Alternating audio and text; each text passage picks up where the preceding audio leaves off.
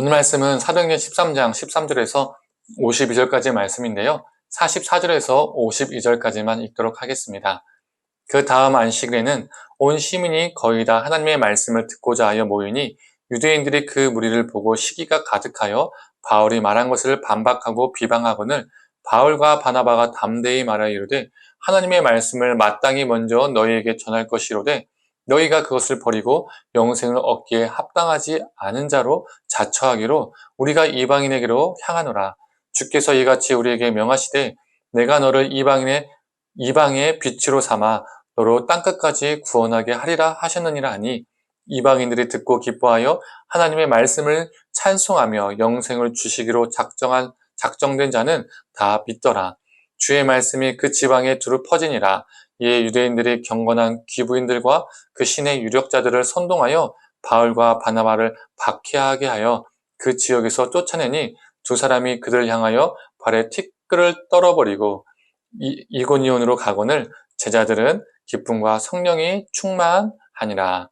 아멘.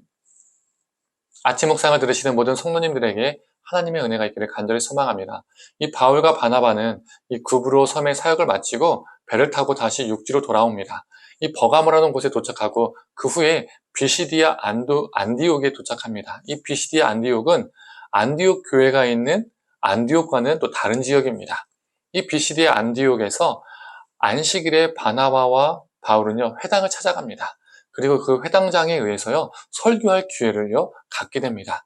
이 비시디아 안디옥에서의 설교가 이 사도행전에 기록된 이 바울이 행한 3번의 설교가 있는데 이 설교가 바로 최초의 설교가 됩니다. 바울은 출애굽 사건부터 다윗 때까지를 언급하면서 설교를 이어갑니다. 그리고 23절부터 본격적으로 누구를 언급할까요? 바로 다윗의 후손인 예수님을 언급합니다. 23절의 말씀입니다. 하나님이 약속하신 대로 이 사람의 후손에서 이스라엘을 위하여 구주를 세우셨으니 곧 예수라. 바울은 예수님이 구주임을 선포하고 또 예수님은 죄가 없으시나 종교 지도자들에 의해서 그리고 빌라도에 의해서 죽으셨으며 또 죽으심으로 끝난 것이 아니라 하나님께서 예수님을 살리셨다라고 선포하죠. 그리고 33절에서 35절을 보면 바울은 시편 2편 7절과 이사야 55장 3절 그리고 또 시편 16편 10절을 인용합니다. 이 말씀들이 유대교에서는 무엇을 의미하냐면 이스라엘의 왕, 다윗 왕조를 가리킵니다.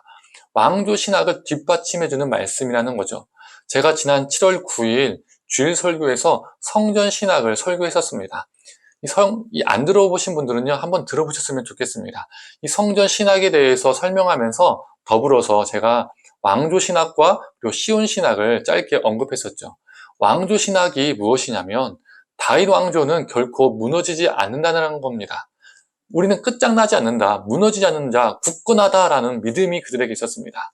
지금 무너진 것 같으나 이 말씀의 근거에서 다윗 왕조는 회복될 것이라는 믿음이 이스라엘에게는 있었습니다. 바벨론에 의해서 멸망했을 때에도 로마에 의해서 지배당했을 때에도 이 믿음을요 굳건히 지켰습니다.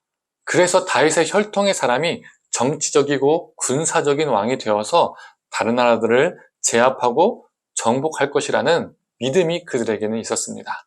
그런데 사도 바울이 지금 비시디아 안디옥에서 이사야 말씀과 이 시편의 말씀들을 유대교 해석과 다르게 완전 다른 관점으로 재해석하고 있는 겁니다.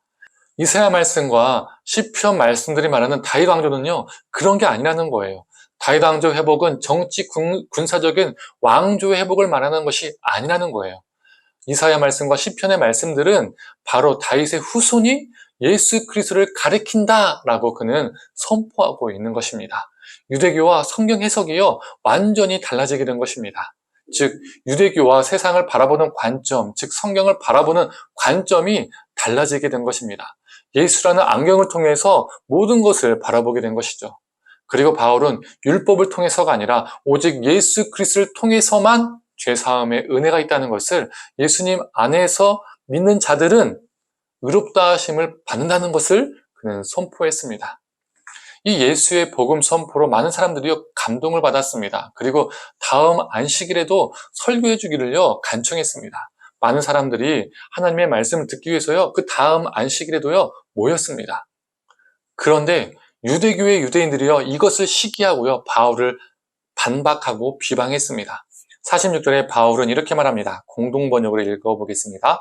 우리는 하나님의 말씀을 먼저 당신에게 전하지 않을 수가 없었습니다. 그런데도 당신들은 그것을 거부하고 그 영원한 생명을 받을 만한 자격이 없다고 스스로 판단하고 있으니 우리는 당신들을 떠나서 이방인들에게로 갑니다. 예수의 복음이 먼저 유대인들에게 전해졌으나 그들은 성경과 세상을 예수라는 안경으로 볼 것을 거부했습니다. 이제 예수의 복음이 누구에게로 갑니까? 이방인들에게로 향하게 되었습니다.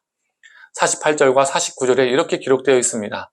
이방인들이 듣고 기뻐하여 하나님의 말씀을 찬송하며 영생을 주시기로 작정된 자는 다 믿더라. 주의 말씀이 그 지방에 두루 퍼지니라.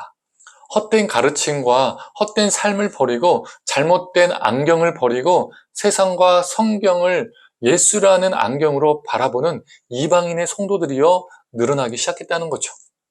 우리는 세상과 성경을 다른 무엇이 아니라 예수라는 안경으로 바라보는 존재들입니다. 예수를 믿는다고 하지만 여전히 세속적인 안경, 즉 세속적인 가치관으로 살아가는 존재들이 아니라 예수님을 통해서 우리 가치관이 온전히 바뀌는 또 바뀐 존재들입니다. 우리가 예수라는 안경으로 모든 것을 바라보지 못하면 하나님을 믿는다고 말하지만 이 유대교의 유대인처럼 예수님과 무관하게 살 수밖에 없습니다.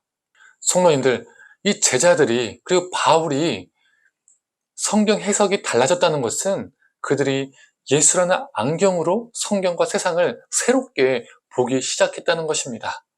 우리가 이 바울처럼 그리고 이 사도들처럼 우리의 시각과 가치관이 예수를 통해서 온전히 변화되기를 소망합니다. 예수라는 안경을 통해서 모든 것을 생각하고 바라보고 사고하고 삶으로 살아가기를 간절히 축원합니다. 함께 기도하겠습니다.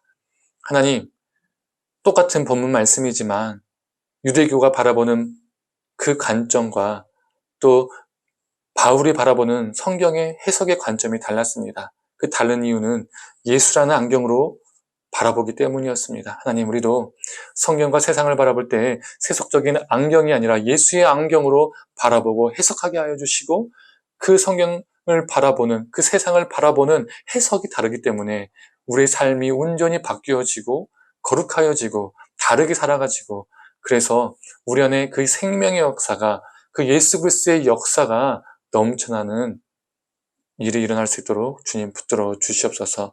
감사드리며 사랑에 많으신 예수님의 이름으로 기도드립니다. 아멘.